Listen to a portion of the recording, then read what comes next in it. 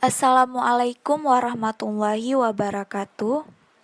Kami dari kelompok 3 akan menjelaskan tentang morfologi tanah. Pengertian morfologi tanah. Morfologi tanah adalah ilmu yang mengamati sifat tanah dalam berbagai lapisan tanah dan susunannya di dalam lapisan tersebut. Menurut Suratman 1993, morfologi tanah adalah deskripsi tanah menempakan ciri-ciri dan sifat-sifat tanah umum yang diperlukan suatu profil tanah. Ciri-ciri morfologi profil tanah merupakan petunjuk dari proses-proses yang dialami suatu jenis tanah selama pelapukan dan perkembangannya oleh pengaruh faktor-faktor pembentukan tanah yang berbeda, akan meninggalkan ciri-ciri pada profil tanah yang berbeda pula. Selanjutnya, ciri-ciri morfologi tanah.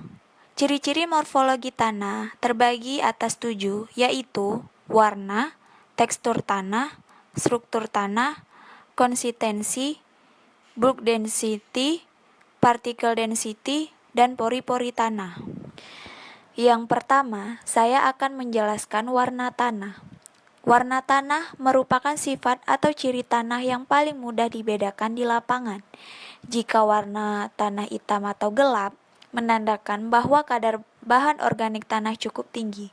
Sedangkan jika tanah berwarna merah, maka memberikan indikasi adanya besi oksida dan tanah mengalami proses oksidasi.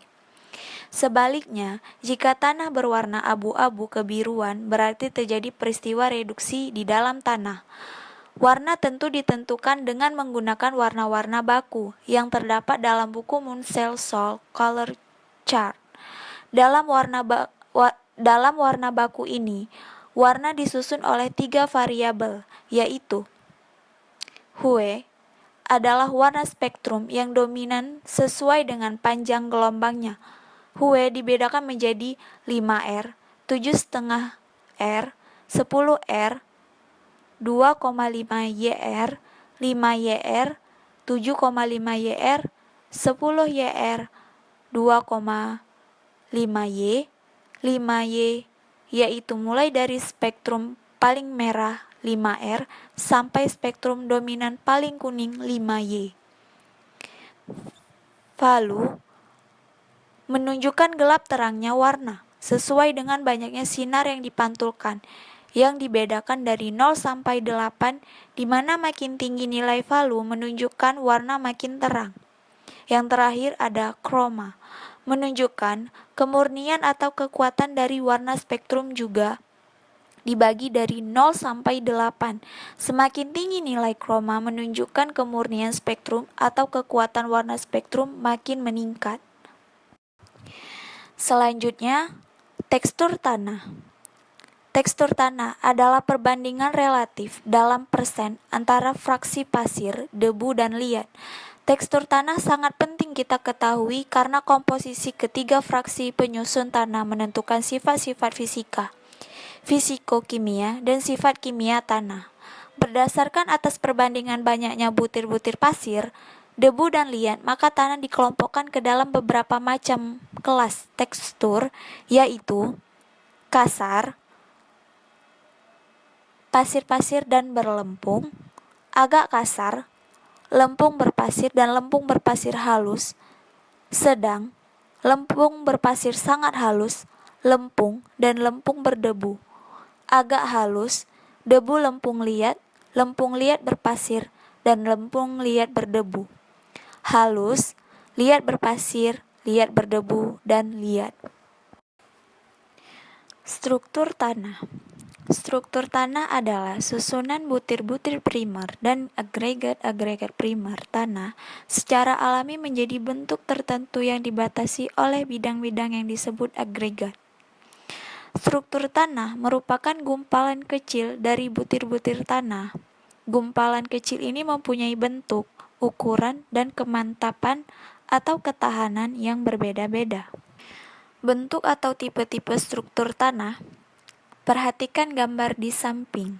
Yang pertama itu ada bulat atau granular di horizon A. Yang kedua remah atau crumb di horizon A. Yang ketiga lempeng atau pleti di horizon atau lapisan padas liat. Yang keempat, kubus atau blocky. Horizon B, tanah di wilayah iklim basah. A, gumpal bersudut angular blocky. B, gumpal membulat atau subangular blocky. Yang terakhir, tiang. Horizon B, tanah di wilayah iklim kering. A, prisma atau prismatik. B, kolumnar atau kolumnar. Kemantapan atau tingkat perkembangan struktur. Tingkat perkembangan struktur ditentukan berdasarkan atas kemantapan atau ketahanan bentuk struktur tanah terhadap tekanan. Ketahanan struktur tanah dibedakan menjadi 3. Yang pertama ialah tingkat perkembangan lemah. Tingkat perkembangan lemah ini memiliki butir struktur tanah mudah hancur. Dan yang kedua ialah tingkat perkembangan sedang. Tingkat perkembangan sedang ini memiliki struktur tanah tidak mudah hancur. Dan yang ketiga ialah tingkat perkembangan kuat. Sama seperti tingkat perkembangan sedang, tingkat perkembangan kuat juga memiliki butir struktur tanah yang tidak mudah hancur. Konsistensi. Konsistensi tanah menunjukkan kekuatan daya kohesi butir-butir tanah atau daya adhesi butir-butir tanah dengan benda lain. Hal ini ditunjukkan oleh daya tahan tanah terhadap gaya yang akan mengubah bentuk. Gaya tersebut misalnya percangkulan, pemajakan, dan sebagainya. Tanah yang mempunyai konsistensi baik umumnya mudah diolah dan tidak melekat pada alat pengolahan tanah. Karena tanah dalam keadaan lembab, basah, dan kering, maka penyifatan konsistensi tanah harus pada kondisi tersebut. Bulk density. Bulk density atau kerapatan lindak menunjukkan perbandingan antara berat tanah kering dengan volume tanah, termasuk volume pori-pori tanah. Bulk density sama dengan berat tanah kering per volume tanah kering. Bulk density merupakan petunjuk kepadatan tanah. Makin padat suatu tanah, makin tinggi bulk density-nya. Dan berarti makin sulit dilalui air dan ditembus akar tanaman. Bulk density penting untuk menghitung kebutuhan pupuk atau air untuk tiap hektar tanah yang didasarkan pada berat tanah per hektar. Particle density. Particle density merupakan berat tanah kering per satuan volume partikel-partikel atau padat tanah atau tidak termasuk ruang pori. Dengan mengetahui besarnya bulk density dan particle density, maka dapat dihitung banyaknya persen pori-pori total tanah, yaitu sebagai berikut. Bulk density per particle density dikali 100% sama dengan 5 bahan padat tanah. Pori-pori tanah. Pori-pori tanah merupakan bagian dari tanah yang tidak terisi bahan padatan tanah atau terisi oleh udara dan air. Pori tanah dapat dibedakan menjadi 2 bagian, yaitu pori kasar dan pori halus. Pori kasar terisi udara dan air gravitasi, atau air yang mudah hilang karena gaya gravitasi. Sedangkan pori halus berisi air kapiler atau udara. Tanah pasir akan memiliki pori kasar lebih banyak daripada tanah liat. Tanah dengan banyak pori kasarnya akan sulit menahan air sehingga tanaman mudah kekeringan.